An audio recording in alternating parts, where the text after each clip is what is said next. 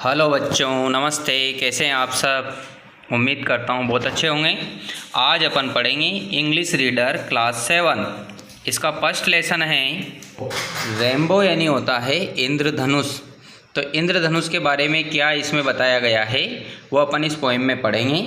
तो देखते हैं क्या बताया गया है। सबसे पहली लाइन है इसकी, boats sail on the rivers. Boats यानी होता है नाव, sail on the rivers, sail यानी तैरना, ऑन द रिवर्स, रिवर यानी होता है नदी। तो इसमें कवि कह रहा है boats sail on the rivers, नाव नदी में तैरती है, and ship sail on the seas, और शिप यानी होता है जहाज, जहाज समुद्र में तैरते हैं। यानी कवि कह रहा है कि नाव नदी में तैरती है, जहाज समुद्र में तैरते हैं। But clouds that sail across the sky, किंतु जो क्लाउड्स है, क्लाउड्स यानी होता है बादल, that sail across the sky जो कि आसमान में तैरते हैं, are prettier far than these, वो उससे कहीं ज़्यादा सुंदर है। यानी यहाँ कवि कहता है कि नाव नदी में तैरती है, जहाज समुद्र में तैरते हैं, लेकिन बादल जो है वह आसमान में तैरते हैं, और बादलों का आसमान में तैरना, नाव का नदी में तैरना और जहाज का समुद्र में तैरने से कहीं ज़्यादा सुंदर है। यानी ये जो नाव और जहाज जो नदी और समुद्र में तैरते हैं उससे कहीं ज़्यादा सुंदर आसमान में बादलों का तैरना है। ये कंपैरिजन इसमें बताया गया है। अगली जो लाइनें हैं उसमें कवि कह रहा है there are bridges on the rivers. आगे वो कहता है कि देर आर ब्रिजेज, ब्रिज यानी होता है पुल, ऑन द रिवर्स यानी नदियों पर पुल बने हुए हैं। यहाँ पर नदियों पर पुल है। और उसके बाद अगली लाइन में कह रहा है as pretty as you please, वो बहुत ज़्यादा सुंदर है, यानी जितने सुंदर दिखते हैं उतने ही ज़्यादा सुंदर वो हैं। बट द बो दैट ब्रिजेज हेवन, किंतु थर्ड लाइन में वो कह रहा है बट द बो, बो यानी होता है धनुष, दैट ब्रिजेज हेवन, किंतु जो धनुष है जो स्वर्ग तक पुल बनाता है, and over tops the trees, कहाँ तक बनाता है? स्वर्ग तक पुल बनाता है, ओवर टॉप्स द ट्रीज, पेड़ों के जो ऊपरी छोर है उन पर भी पुल बनाता है। और इसके अलावा and builds a road from earth to sky, इसके अलावा क्या करता है? एक रोड का निर्माण करता है, फ्रॉम अर्थ टू स्काई यानी धरती से लेके आसमान तक एक रोड का निर्माण करता है। Is prettier far than these, वो कहीं ज़्यादा सुंदर है अन्य तुलनाओं से। तो यानी यहाँ पर कवि कहता है, यानी इन लाइनों के माध्यम से कवि हमें बताता है कि नदी पर जो पुल बने हुए हैं वो बहुत ज़्यादा सुंदर है, उतने ही ज़्यादा सुंदर है जितने दिखाई देते हैं। लेकिन द बो दैट ब्रिजेज हेवन, किंतु जो धनुष जो कि पुल बनाता है स्वर्ग तक या ओवर टॉप्स द ट्रीज या पेड़ों के ऊपरी छोरों तक पुल बनाता है, एंड बिल्ड्स अ रोड, और एक रोड का निर्माण करता है, फ्रॉम अर्थ टू स्काई यानी धरती से लेकर, अर्थ यानी होता है पृथ्वी, स्काई यानी आकाश, यानी धरती से आकाश तक एक पुल का निर्माण करता है, वो कहीं ज़्यादा सुंदर है नदियों के पुल की अपेक्षा। इस प्रकार से ये कवि यहाँ पर एक कंपैरिजन कर रहा है। ये तुम्हारी पोइम समाप्त हो गई है। Beauty is nature's coin. आगे यहाँ पर एक स्टेटमेंट दे रहा है और स्टेटमेंट में कह रहा है ब्यूटी, ब्यूटी यानी होता है सुंदरता, इज नेचर्स कॉइन, नेचर यानी होता है प्रकृति, कॉइन यानी होता है मूल्यवान चीज़, यानी सिक्का होता है लेकिन यहाँ पर है मूल्यवान चीज़। तो सुंदरता प्रकृति का क्या है? उपहार है। इस प्रकार से अपन इसका अर्थ कर सकते हैं। अब इसके बाद आता है एक्सरसाइज। एक्सरसाइज को अपन हल करेंगे। उससे पहले दोस्तों, यदि आपने अभी तक चैनल को सब्सक्राइब नहीं किया है तो प्लीज़ सब्सक्राइब द चैनल। पहला प्रश्न है लिसन एंड रिपीट, यानी लिसन करना है, आपको सुनना है और उसके बाद रिपीट करना है। तो क्या रिपीट करना है? पहला इसमें है you have read the poem, तुमने कविता को पढ़ा है। फाइंड आउट, पता लगाओ, which lines end with similar sound, यानी कौन सी लाइन किस सिमिलर साउंड से समाप्त हुई है, इस बात का हमें पता लगाना है। तो कहने का मतलब है कि हमें राइमिंग वर्ड्स इसके लिखना है। तो राइमिंग वर्ड अपन लिखा है, ये तीनों एक जैसी राइमिंग के वर्ड है। अर्थ, BIRTH बर्थ, WORTH वर्थ। इसी प्रकार से ये भी राइमिंग वर्ड है। सेल, मेल, पेल, तो ये राइमिंग वर्ड है। और इसी तरह के राइमिंग वर्ड हमें ट्रीज के लिखना है। तो ट्रीज, दीज, बीज, BEES बीज, ये वो हमें बता रहा है। Listen to the sentences, sentence को सुनिए। गिवन बिलो, जो नीचे वाक्य दिए गए हैं उनको सुनिए केयरफुली, बड़ी सावधानी से। And then choose the words, और उसके बाद शब्दों का चुनाव कीजिए, that rhyme and write them in the table given. यानी जो राइमिंग वर्ड है उनको सुनिए। एक ही वाक्य में दो एक जैसे राइमिंग वाले वर्ड हैं, तो उनको सुनना है और टेबल में लिखना है, जैसा कि इसने यहाँ पर नीचे लिख रखा है। पहले सेंटेंस में उसने क्या राइमिंग वर्ड दी है वो अपन देखते हैं। पहला सेंटेंस है, I like to bake a birthday cake. तो इसमें दो वर्ड एक जैसे आए हैं। कौन कौन से हैं? एक तो है इसमें ये बेक और एक है केक।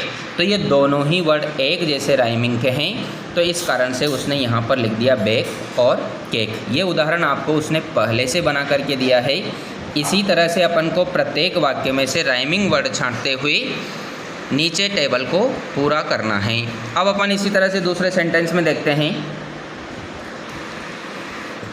यानी दूसरा जो सेंटेंस है वो कह रहा है, once a king learn how to sing. अब इसमें देखो, एक तो किंग और एक है सिंग, दोनों एक जैसे बोलने वाले शब्द हैं, तो इसको अपन यहाँ पर भर देंगे किंग और सिंग, इस प्रकार से। तो ये तुम्हारा क्या हो जाएगा? सेकंड हो जाएगा। और इसी प्रकार से अपन छठे में फ्रॉग और लॉग, ये दोनों एक जैसे राइमिंग वर्ड है, तो इनको अपन यहाँ लिख देंगे फ्रॉग और लॉग। तो इस प्रकार से ये अपना क्वेश्चन कंप्लीट हो जाएगा। आप इसका स्क्रीनशॉट ले सकते हैं। अब इसके बाद अपन देखते हैं कॉम्प्रिहेंशन क्वेश्चन क्या पूछा गया है। तो इसमें पहला प्रश्न है, चूज द करेक्ट ऑप्शन, यानी सही ऑप्शन का आपको चुनाव करना है कि सही क्या है, इनमें सही आंसर क्या है उसका अपन को चुनाव करना है।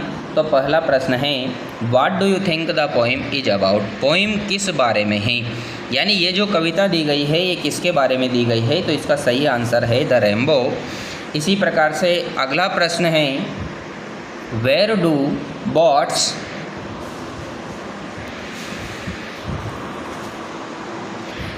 Birds and ships sail. Boats and ships sail, तो इसका जो आंसर है, इसके आंसर में आएगा बोट्स सेल ऑन। बोट्स कहाँ तैरती है, तो बोट्स को अपन रिवर कह सकते हैं, ये रिवर वाला आंसर सही है। लेकिन बाद में इसने दिया है शिप्स सेल ऑन, तो ये जो शिप्स सेल ऑन है इसके बाद में यहाँ पर एनीवेयर नहीं आएगा, यहाँ पर क्या आएगा, शिप कहाँ तैरती है, समुद्र में तैरते हैं। तो ये क्वेश्चन उसने गलत लिखा है, यानी यहाँ पर आएगा सी। तो ये वाला जो सी है, एनीवेयर को काट करके आप यहाँ पर SEA लिख सकते हो, यानी यहाँ पर आप SEA ऐसा यहाँ पर लिख देना इसमें एनीवेयर के स्थान पर, यानी एनीवेयर को मिटा देना और एनीवेयर के स्थान पर ये सी लिख देना। तो ये वाला ऑप्शन इसका सही हो जाएगा, सी नंबर का। तो इस प्रकार से अपन इसको कर सकते हैं। इसके बाद अगला प्रश्न है, the rainbow makes a bridge. Rainbow एक पुल बनाता है, यानी ये एक प्रश्न है और इसका आंसर अपन दे देंगे from earth to the sky. इसके बाद अगला प्रश्न है 4th number, the prettiest bridge is. तो इसमें आ जाएगा मेड बाय रेनबो, यानी रेनबो के द्वारा जो ब्रिज बनाया जाता है वो सबसे ज़्यादा सुंदर है। अगला प्रश्न है, द रेनबो इज द। तो इसमें अपन लिख देंगे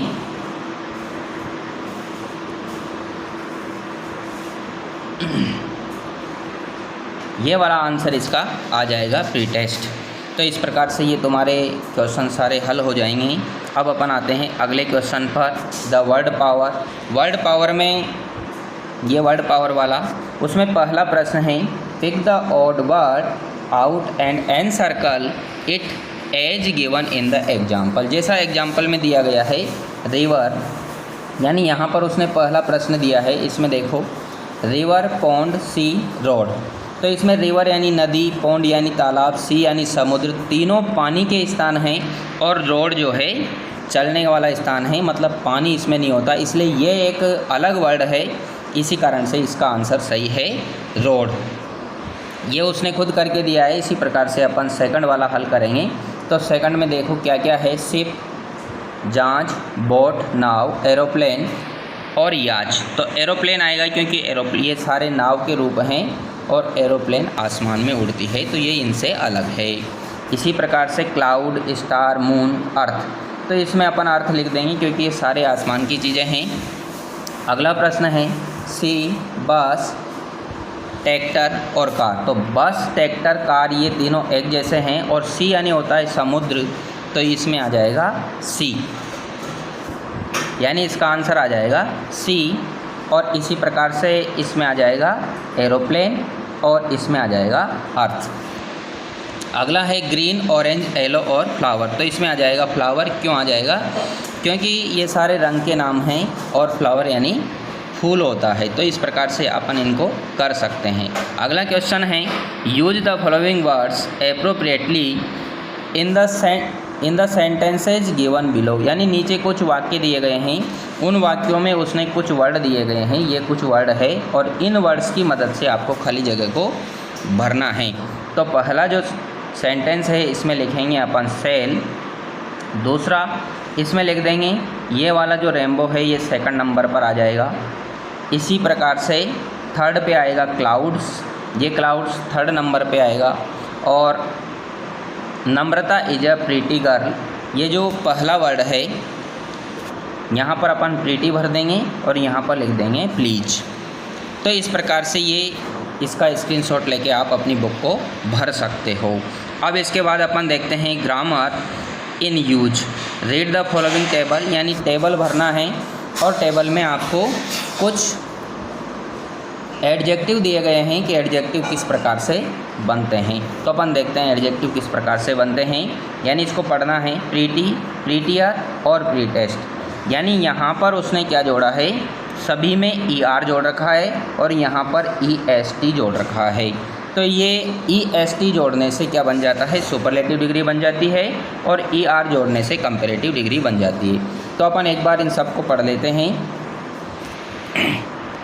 तो इसमें देखो pretty, prettier, prettiest, great, greater, great, greater, greatest, wise, wiser, wisest, high, higher, highest, bright, brighter, brightest, smart, smarter, smartest, small, smaller, smallest, press, presser, pressest, tell, taller, tallest, यानी tall, taller, tallest, thick, thicker, thickest. इस प्रकार से अपन इनको एक बार पढ़ लेंगे क्योंकि वो अपन को पढ़ने की बोल रहा है।